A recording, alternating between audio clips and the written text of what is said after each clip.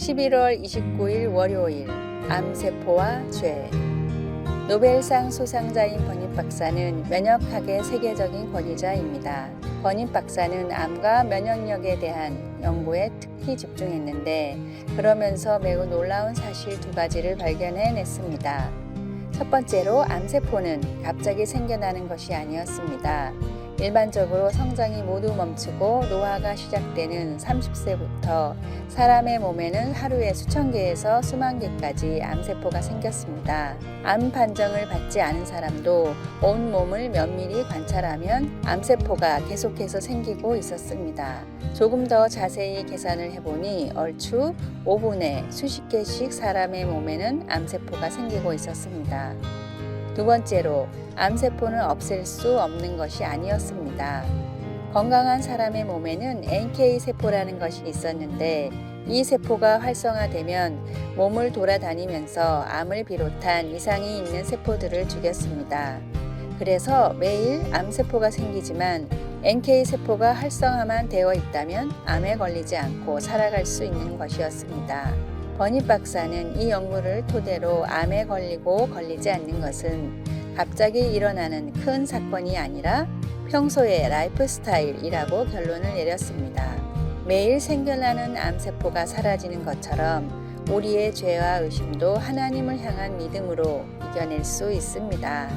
매일 필요한 말씀의 양식과 기도로 매일의 은혜를 구하십시오. 오늘의 말씀. 나 곧 나는 나를 위하여 내 허물을 도말하는 자니 내 죄를 기억하지 아니하리라. 이사야 43장 25절. 오늘의 찬송 254장 내 주의 보혈은. 오늘의 만나. 주님, 단 하루도 주님의 은혜 없이 살아갈 수 없음을 고백하십시오. 아무리 힘들어도 주님과 함께하는 경건 생활은 빼먹지 맙시다. 11월 30일 화요일. 당신의 이름은 무엇입니까? 우리는 부모님이 지어준 이름, 다른 사람들이 붙여주는 이름, 그리고 우리가 자신에게 주는 이름, 이 세 가지 이름을 갖고 살아간다고 누군가가 말했습니다. 많은 재물보다 명예를 택할 것이요 은이나 금보다 은총을 더욱 택할 것이니라 라는 말씀처럼 다른 사람들이 우리에게 붙여주는 이름은 중요합니다. 그러나 명성도 중요하지만 성품은 더 중요합니다. 그런데 그보다 더 중요한 또 다른 이름이 있습니다. 예수님은 버가모의 그리스도인들에게 비록 그들의 명성에 꽤 심한 타격은 있었지만 유혹과 싸워 이기는 사람들을 위해 하늘에 새 이름을 예비해 두셨다고 말씀하셨습니다. 이기는 그에게는 내가 흰 돌을 줄 터인데 그 돌 위에 새 이름을 기록한 것이 있나니 받는 자밖에는 그 이름을 알 사람이 없느니라. 예수님이 왜 흰 돌을 약속하셨는지 우리는 모릅니다.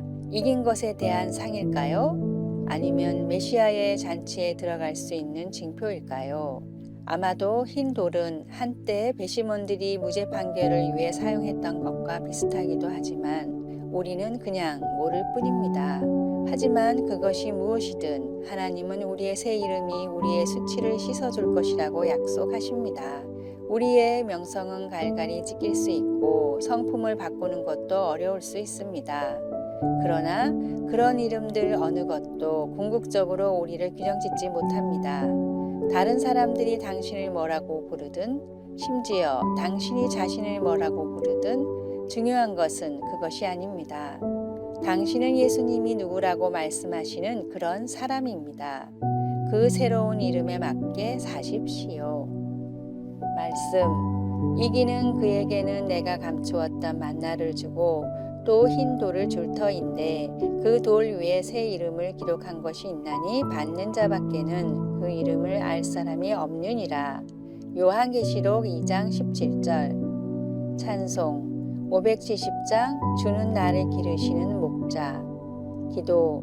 하나님 아버지, 저는 하나님이 누구라고 말씀하시는 그런 사람인 것을 믿습니다. 하나님의 자녀로 살도록 도와주소서. 아멘. 12월 1일 수요일. 사랑의 신호. 하루 종일 공부와 발명에만 매진하던 청년이 있었습니다.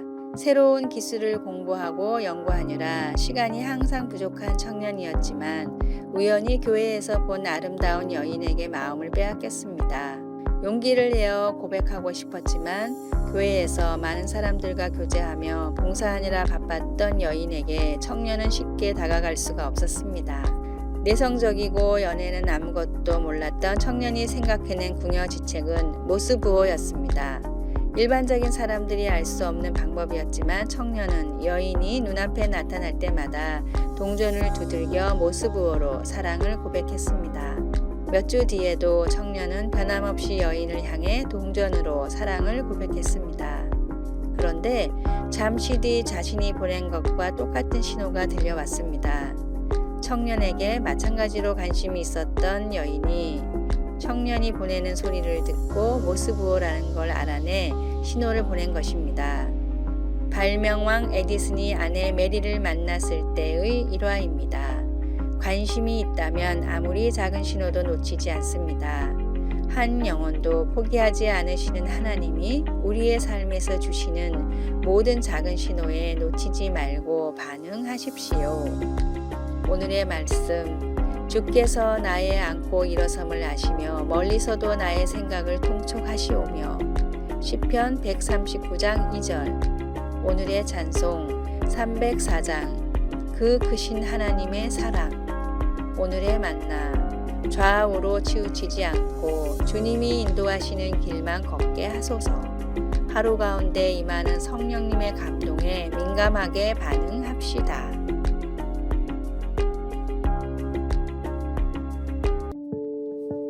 12월 2일 목요일, 받아들여지고 인정받음. 어렸을 때 태니는 늘 불안했습니다. 아버지의 인정을 받고 싶었지만 한 번도 받지 못했습니다. 그가 학교나 집에서 한 것은 무엇이든 결코 괜찮아 보이지 않았습니다. 성인이 되어서도 불안감은 계속되어 나는 괜찮은 사람인가 하는 의심이 끊임없이 들었습니다. 태니는 예수님을 구주로 영접하자 비로소 오랫동안 간절히 원했던 안정을 찾고 인정을 받을 수 있었습니다. 그는 자기를 창조하신 하나님께서 자기를 하나님의 아들로 사랑하고 아끼신다는 것을 알게 되었습니다. 태니는 마침내 자신이 진정으로 소중하고 인정받고 있다는 확신을 가지고 살 수 있게 되었습니다. 이사야 43장 1절 4절에서 하나님은 그가 택한 백성들에게 그들을 지으신 하나님이 그의 권능과 사랑으로 그들을 구원하실 거라고 말씀하셨습니다. 하나님은 내가 내 눈에 보배롭고 존귀하다고 선언하시며 그들을 사랑하셨기에 그들을 위해 행하려 하셨습니다. 하나님이 사랑하는 사람들에게 두는 가치는 우리가 하는 어떤 일 때문이 아니라 그분이 우리를 그분의 자녀로 선택하셨다는 단순하고 엄연한 사실에서 오는 것입니다. 이사야 43장의 그 말씀은 태니에게 대단한 안정감을 주었을 뿐만 아니라 그가 어떤 소명을 행하든 하나님을 위해 최선을 다할 수 있는 자신감을 갖게 해주었습니다.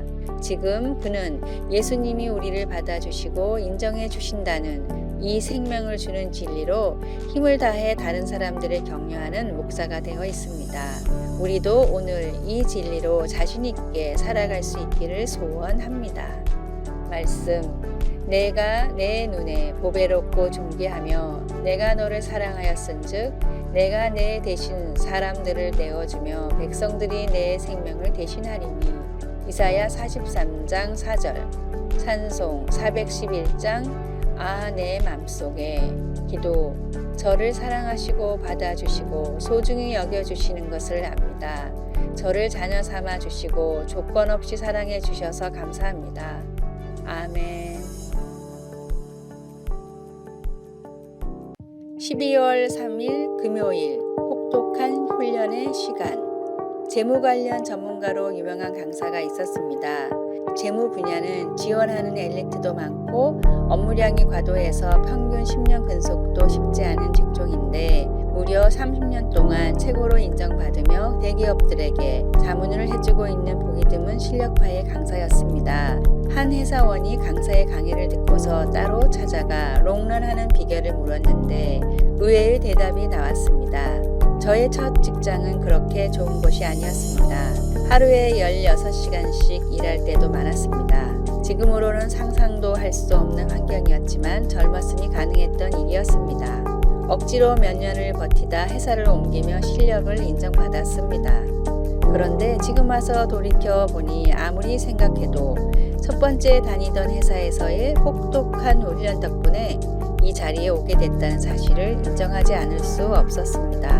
혹독한 훈련의 시간을 버텨냈던 것이 지금의 제가 될 수 있었던 비결인 것 같습니다. 최근 담에는 오래 엎드려 있는 새가 높이 날지 못하는 법이 없다라는 말이 나옵니다.